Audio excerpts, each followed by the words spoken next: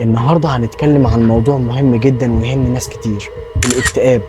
بعض الناس بيعتبروا الاكتئاب مجرد حالة نفسية مؤقتة أو شعور بالحزن قد يختفي بمرور الوقت، لكن في الحقيقة الواقع أبعد من كده بكتير. في الفيديو ده هنخوض مع بعض في أعماق المرض الغامض ده اللي ممكن جدا يبقى خافي ومش باين، لكن بيأثر على ملايين الأشخاص حول العالم بشكل كبير. هنتعرف على الاكتئاب بكل تفاصيله، ايه هو وايه أسبابه وايه أعراضه وازاي ممكن نتعامل معاه بشكل علمي دقيق. جهزوا نفسكم لرحلة داخل النفس البشرية، لحظات ممكن تكون صادمة لكن مليئة بالمعلومات اللي هتغير نظرتكم تماما عن الاكتئاب. يلا بينا نبدأ.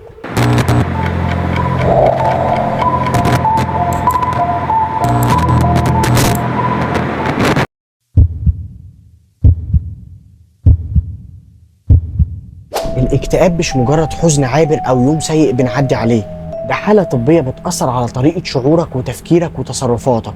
ممكن يتسبب في مشاكل نفسية وجسدية، وكمان ممكن يقلل من قدرتك على القيام بالأنشطة اليومية اللي انت كنت بتمارسها. واحدة من أهم أعراض الاكتئاب هو الشعور المستمر بالحزن وفقدانك للأشياء اللي كنت بتحبها ومتعود تعملها. كمان الشخص المكتئب ممكن يحس بالإرهاق والتعب الدائم حتى لو ما كانش بيبذل مجهود كبير. وفي بعض الأحيان ممكن الاكتئاب يتسبب في مشاكل لنومك، سواء الأرق المستمر أو النوم المفرط. الأرق ده ممكن يخلي الشخص يحس بالإرهاق والتعب طول اليوم، إنما بقى النوم المفرط هو اللي بيخلي الشخص ينام ساعات طويلة بدون ما يحس بالراحة. وواحدة كمان من أعراض الاكتئاب الخطيرة هي التفكير المستمر في الموت والانتحار. ده ممكن يكون ناتج عن الشعور العميق باليأس والإحباط اللي بيحس بيه الشخص المكتئب. عزيزي المشاهد، يا ريت لو بتحس بالأعراض دي تلجأ فورا لدكتور متخصص في الموضوع ده. كمان من العوامل اللي ممكن جدا تتسبب في الاكتئاب واللي بتكون متعددة ومعقدة، ممكن تكون مشاكل وراثية أو مشاكل في كيمياء المخ أو أحداث حياتية صعبة زي فقدان شخص عزيز أو مشاكل مالية ضخمة. كمان في بعض الأمراض الجسدية اللي ممكن جدا إنها تتسبب في الاكتئاب، زي الأمراض المزمنة أو الأمراض اللي بتسبب لك آلام مستمرة. ومن الأمثلة على الأمراض المزمنة مرض السكر والقلب والسرطان. الأمراض اللي ذكرتها دي عزيزي المشاهد ممكن جدا تكون محفزات للاكتئاب. بعض الأبحاث أثبتت إن التغيرات الهرمونية زي اللي بتحصل في فترة الحمل أو الولادة ممكن تزود من احتمالية الإصابة بالاكتئاب. وفي مقولة شهيرة جدا عن الاكتئاب بتقول: الاكتئاب هو العيش في جسد بارد بدون روح. المقولة دي بتوضح قد ايه الاكتئاب بيسبب شعور بالعزلة والفراغ. عايز اقولك ان في دراسات كتير بتأكد ان الاكتئاب مش ضعف او قلة ارادة، لكنه مرض زي اي مرض وبيحتاج لعلاج.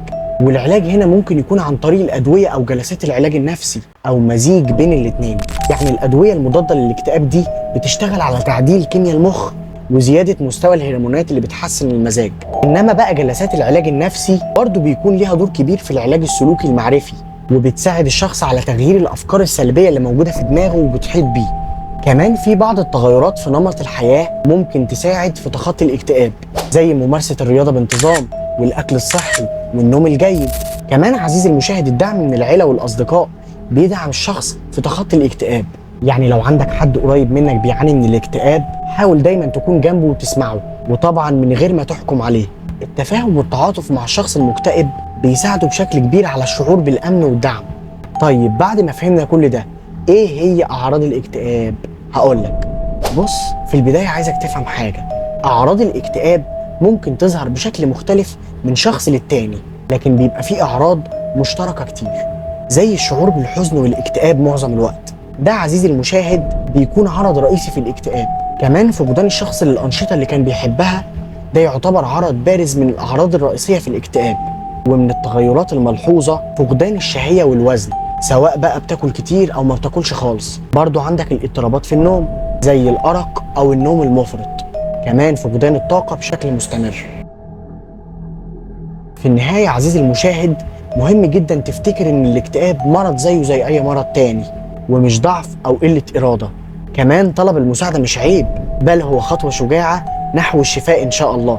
وإن صحتنا النفسية مهمة جدا ولازم نهتم بيها زي ما بنهتم بصحتنا الجسدية بالظبط. ما تنساش عزيزي المكتئب تعمل لايك وشير واشتراك في القناة.